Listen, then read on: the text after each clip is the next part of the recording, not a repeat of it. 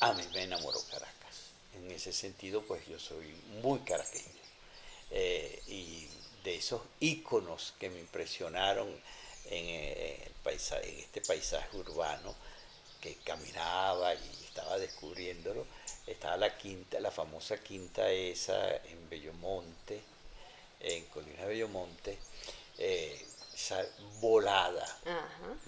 como lanzándose en Sí, el sí, sí, espacio. sí.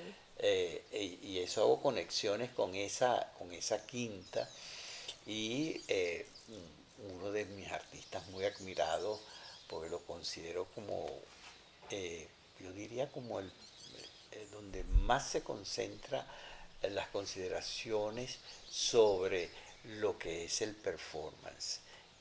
Es Yves Klein, Ujú. Salto al vacío, que es el artista que se lanza desde un primer piso al vacío, Brazos abiertos, sí. es decir, ese vacío no es otra cosa que el espacio. Mm, Entonces, establezco conexión de esa quinta en qué Caracas interesante. y de hecho las primeras obras que yo vi de Yves Klein fueron aquí en Caracas en otro hito, que el Cine Capitolio. Imagínate. En el Cine Capitolio fue donde yo vi una película llamada Canemondo, donde hay una visión de todas estas cosas sensacionalistas, episodios que acontecen en diferentes partes del planeta, pero con esa mirada amarillista. Y Yves Klein tiene una parte en esta película que se trata de las antropometrías, que Ujú, son unas modelos ujú. desnudas y su cuerpo lo revisten de un barniz azul para luego ellas irse a frotar En sobre los los lienzos. lienzos bajo la música de una sinfonía compuesta por Klein de una sola nota. Imagínate. Y eso lo vi yo en el Cine Capitolio Claro, pero me estás y me impresionó mucho. pero te me fuiste para los 60. Bueno, Yo te es que pregunto por los 80. sí, te estoy ¿Cómo es esa te estoy efervescencia? estableciendo Porque, conexiones con esa Caracas y Klein estaba claro, en ese cine, en sí, el sí, Capitolio. porque es Y que los entonces, 80 son no como está- muy potentes para ti, o sea, pasan muchas cosas sí, en los no, pero es 80. que es difícil. Entonces, Sí. ¿cómo era, o sea, la noche de Caraqueña, cómo Pues era el mira, ambiente intelectual, cómo era el ambiente Caracas artístico? fascinante.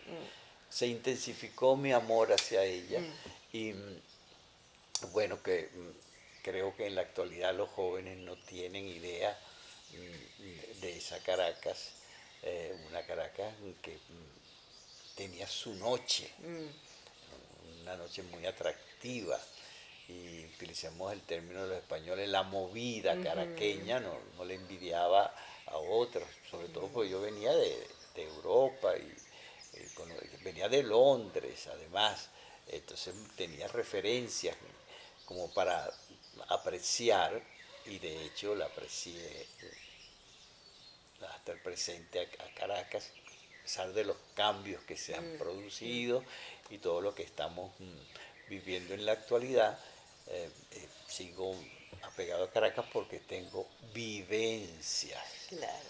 de ella, no tanto, no las pondría como experiencias, sino verdaderas experiencias que se convierten en vivencias.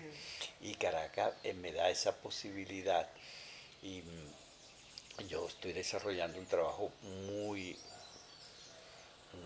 conectado con la mitología del Dorado. De hecho, en 1983, en la Galería de los Espacios Cálidos, la Galería de Arte Nacional, presenté una propuesta de instalaciones, todo el espacio tomado por instalaciones, titulada Dorado, en alusión al pigmento que estaba utilizando en las instalaciones, es decir, al color dorado, y también, pues, y principalmente al mito del dorado, referido a esa narrativa que me parecía tan importante y relevante para nuestra condición latinoamericana. Fíjate que cuán importante se ha convertido ahora este performance que tú hiciste desde El Dorado, en Medellín.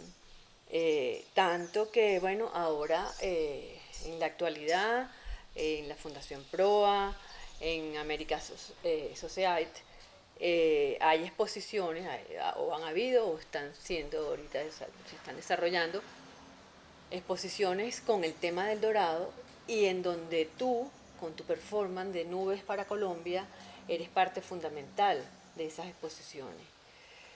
Es interesante porque eso nos hace pensar en esa Caracas de los 80, que también, a pesar de ser una Caracas absolutamente cosmopolita, desbordada, ¿no?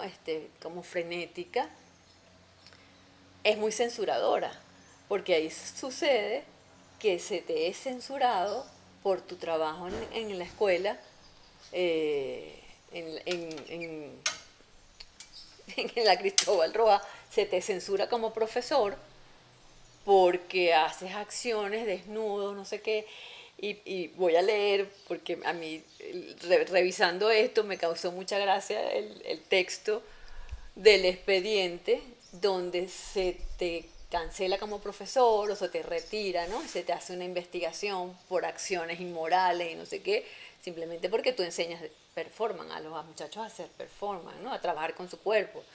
Entonces voy a leerlo porque, bueno, eso nos da cuenta un poquito de los tiempos locos que vivíamos, ¿no? Abro comillas. Entre otras de las acusaciones del expediente, el expediente determina que también queda aquí probado que ese tipo de actividad denominado performance es contrario a la majestuosidad y grandiosidad de las bellas artes y por consiguiente atentatorio a la moral pública y que solo en forma encubierta o al margen de la comisión de censura pudo el profesor Terán presentar su espectáculo, refiriéndose obviamente a Nubes para Colombia en el No, Museo de Bellas Artes. De así. otra manera hubiese sido cancelado. Entonces uno lee esto y dice, Dios mío, qué tiempos, ¿no? Qué cosa más loca. Sí, provoca decir sin comentarios, pero quisiera rescatar esa parte que vivía Caracas, que tú estás tocando el punto ese. Eh, mm, lo que tú refieres como represivo es una cierta circunstancia que no invalida ese hervir que en ese momento tenía Caracas y se estaban dando cosas muy significativas. Acabas de mencionar, y en el caso de mi persona, que presentaba este trabajo de Nubes para Colombia, y 40 y tantos años más tarde vienen a, a tratar de divulgar algo que ya nosotros habíamos hecho eh, en lugares como la Fundación PROA en Buenos Aires, ahora Sí, en American American Society. Society en Nueva York, y luego continúa esta exposición itinerante a México. Eh, el mito del Dorado es una identificación, obviamente, pero fíjate que habían otros artistas que están promoviendo esa cosa, esa energía creativa, y sobre todo con eh, un interés hacia una mirada interior. Está Diego Risque con su Hombre de Maíz. Son muy Sí, sí. significativos, el nudo, el mito del dorado, el maíz, Diego, que anteriormente lo mencionábamos con las chicas con red, Con y redes. luego aquí que desarrolla unos trabajos como el De cachicamo, Cachicamo. etcétera. Entonces hay una energía que yo la consideraría una fuerza liberadora, más que esa circunstancia represiva que me sucede personalmente por tratar de introducir lenguajes contemporáneos dentro de la enseñanza. Además, la cátedra o la materia que me correspondía dictar era de arte experimental. Entonces Sí, sí. había una, una disposición hacia algo que no sabían que era lo que estaba sucediendo, ni Sí, entendían que es que la siempre, cátedra solicitaba precisamente la actualización de la enseñanza que se impartía siempre en la tenemos mucho institución. miedo a lo desconocido.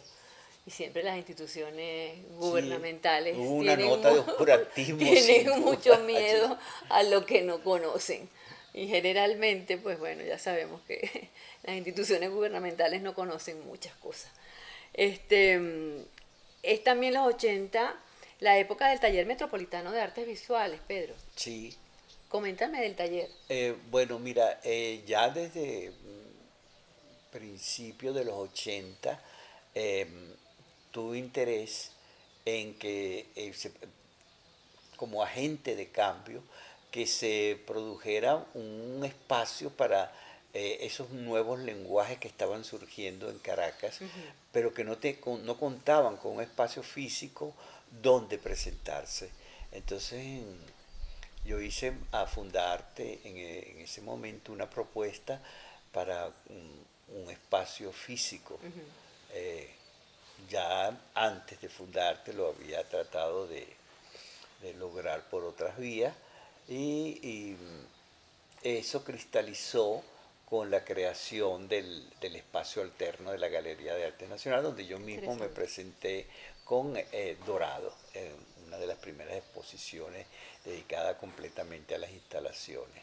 Eh, Muere el espacio alterno y digo, pero bueno, el espacio físico es necesario para... Entonces se me ocurrió la idea del Taller Metropolitano de Artes Visuales, junto a Jenny Nan, a María Teresa Novoa, eh, y con la participación de esa gente interesada. Más tarde llega Renata Koch a ayudarme en la experiencia del taller metropolitano. Mi esposa de ese entonces, Amber, también estaba involucrada en esta cosa de... Y el taller metropolitano fue un espacio para eso, ¿Y para era un espacio presentar académico o un espacio para que los artistas los espacios, propusieran sus era un trabajos allí? espacio, el nombre de taller era porque el artista podía producir la obra allí Mm, y allí mismo se presentaba. ujú. Entonces allí se le dio cabida a la gente que en ese momento pues, estaba vinculada a los nuevos lenguajes. Estas experiencias que dependen de patrocinio o las finanzas del Estado generalmente tienen una vida muy breve. El taller metropolitano tuvo una serie de eventos, exposiciones, etcétera, por un periodo, y un periodo que fomentaba esa energía creativa que se daba en el espacio Es Caracas. interesante porque es una movida que surge de los artistas. O sea, los propios artistas, la propia comunidad artística luchando, peleando o buscándose sus espacios de expresión. Al final, un poco la reflexión tendría que ser esa, ¿no? O sea, eh, si yo necesito, si yo estoy en la búsqueda de un algo, yo necesito, o yo trato de conseguírmelo, ¿no? O sea, busco las alianzas, busco quién me puede ayudar, gestiono mi espacio para poder expresarme. No dejándolo todo a la institución pública o no dejándolo todo incluso a la institución privada, ¿no? Sino yo como perteneciente a un grupo que tiene un interés definido, trato de gestionarme. Y eso me parece súper interesante, ¿no? Sí, bueno, yo creo que sí, que es válido, ¿no? Perdón, perdón que te interrumpa, y no es la primera vez que lo haces con el taller. Ya en el Museo de Bellas Artes lo habías hecho, ¿no? Ya habías intentado conseguir un espacio donde el arte no convencional se pudiera expresar. Sí, sí, Ajá. desde un principio, antes del Taller Metropolitano de Artes Visuales, se hicieron gestiones en esa Ujú, vía. ujú.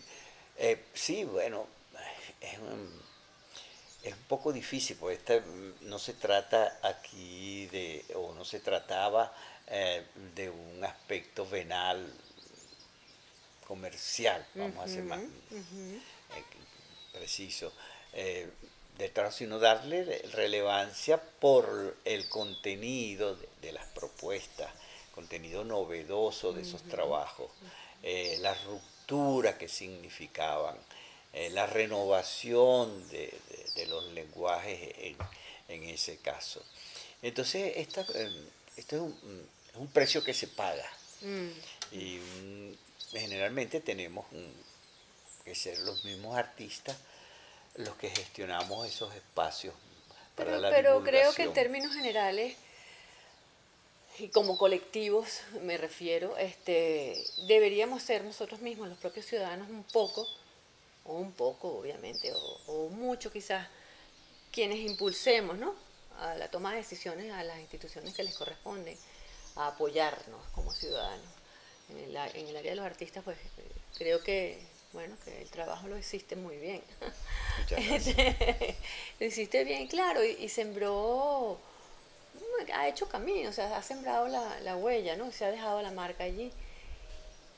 ¿Cuál es tu opinión ahora? Y ya quizás para que, bueno, empecemos un poco a cerrar esta conversación. Sí, porque de seguir la conversación voy a reclamar un vasito de agua. Es verdad, te lo vamos a dar. Este, ¿cuál es, ¿Cuál es tu pensar? ¿Cuál es tu opinión acerca de las instituciones museísticas en este momento en nuestro país? Una pregunta dolorosa, dolorosa en el sentido de que lo que estamos viviendo refleja una situación que resulta